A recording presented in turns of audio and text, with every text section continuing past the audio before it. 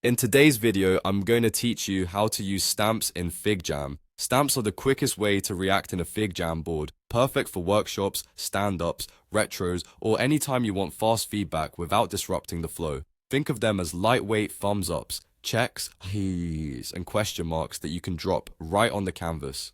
First, open your FigJam board, the one where you want to collaborate. If you're starting fresh, that's fine too, an empty board works. The key is that you're in a FigJam file and can see the canvas and the toolbar along the bottom.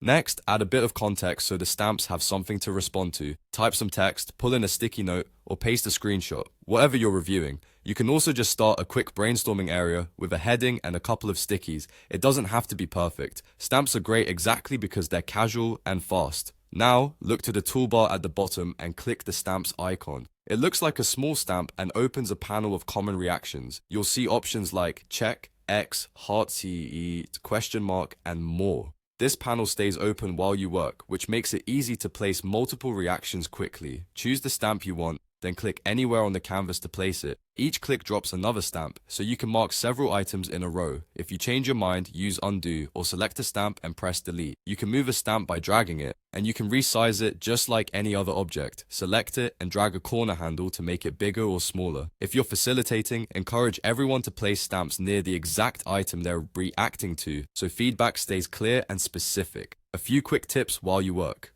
Zoom in if you're stamping on small items to avoid overlaps. If stamps start to clutter an area, nudge them a bit so labels remain readable.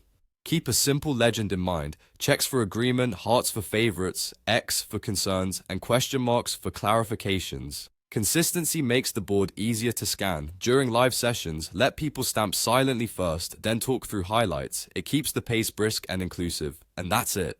Open your board, add a bit of context, click the stamps icon, and drop the reaction you want. With stamps, feedback in FigJam becomes quick, visual, and collaborative.